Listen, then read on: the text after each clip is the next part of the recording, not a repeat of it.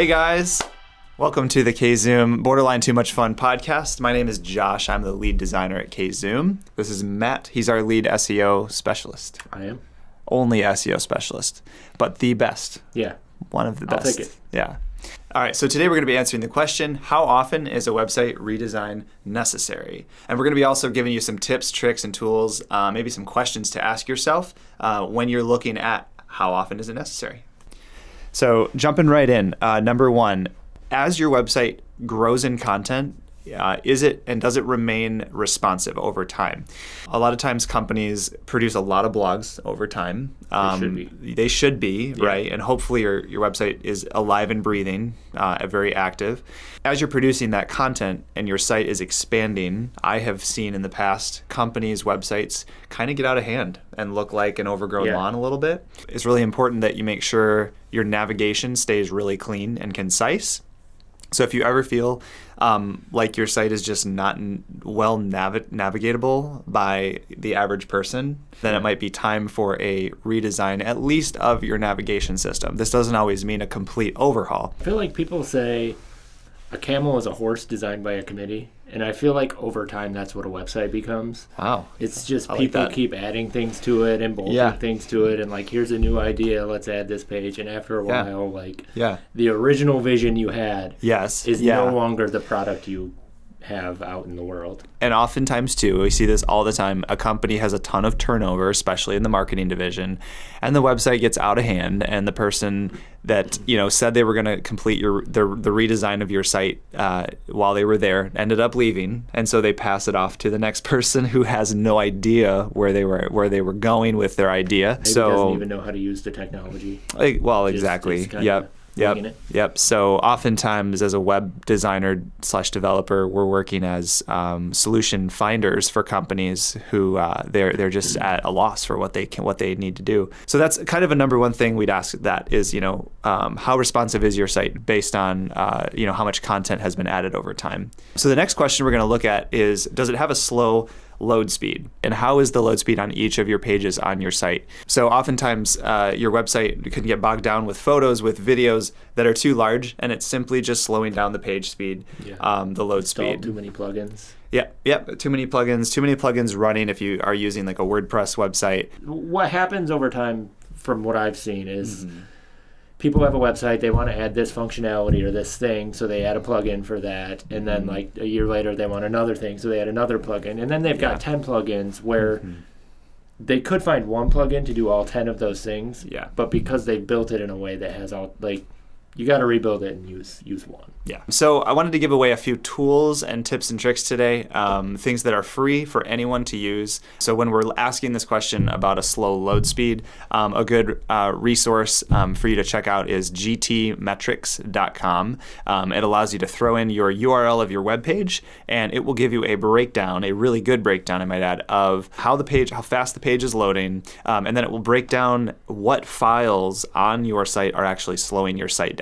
I've been using this free resource for years to test websites quickly and to give a great synopsis of what you need to change to up your load speed. They often give a grade as well, so if you can remain in, they would call it a B or an A+ load speed ranking, that's ideal.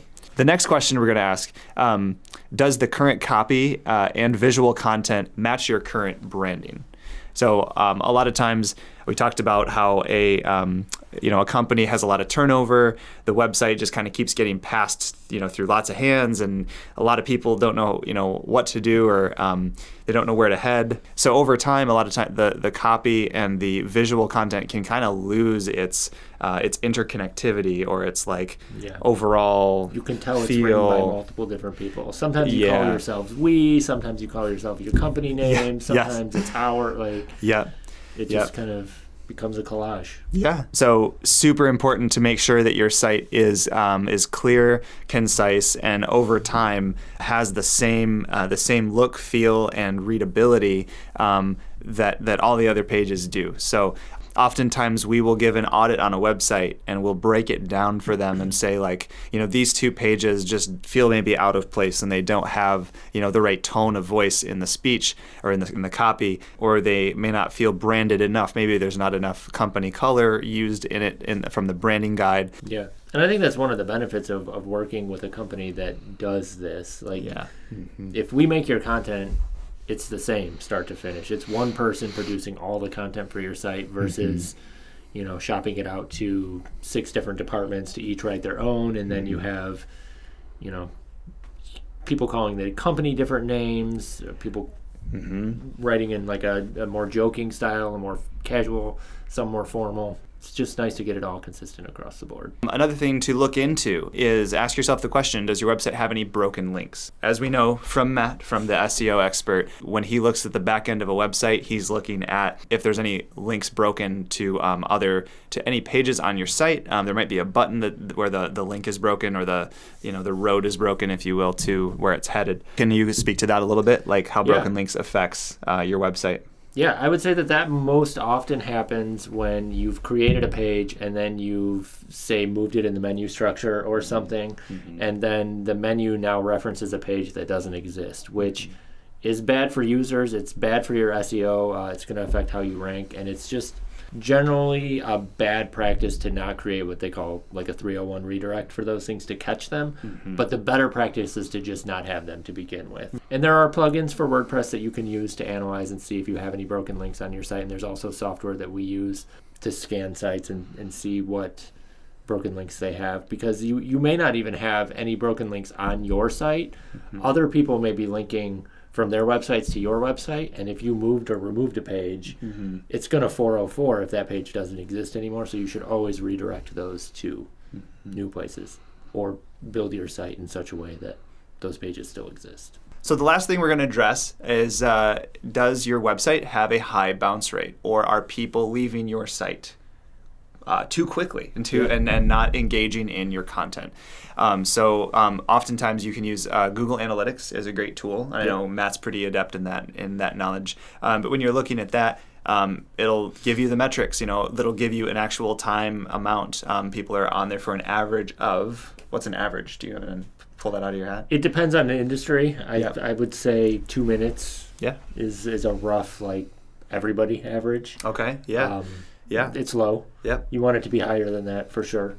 So often if you can keep people there with obviously things like video, with a really good photo gallery, with really good copy that is intriguing and keeps people there. That's why you see a lot of top Google results are videos now, because they rank well because people have to wait through them to see the answer. Yeah, exactly. That's why we're holding the keys to this answer until the end of this podcast. So now to sum it all up, if we're answering the question in one statement, so how often is a website redesign necessary? We would say to ask yourself all of these questions every 1 to 3 years, depending on how alive your website is. So by asking these questions, this will allow you and maybe your marketing department or your full company, depending on how big you are, to strategically look at your site and ask how it's performing, how it's getting the job done for your industry. And as always, reach out to us if you have a question. We're open to obviously give an audit on your site. We often do those, or do the work ourselves and come up with that killer content for you. So thank you. Is that decent, Andy?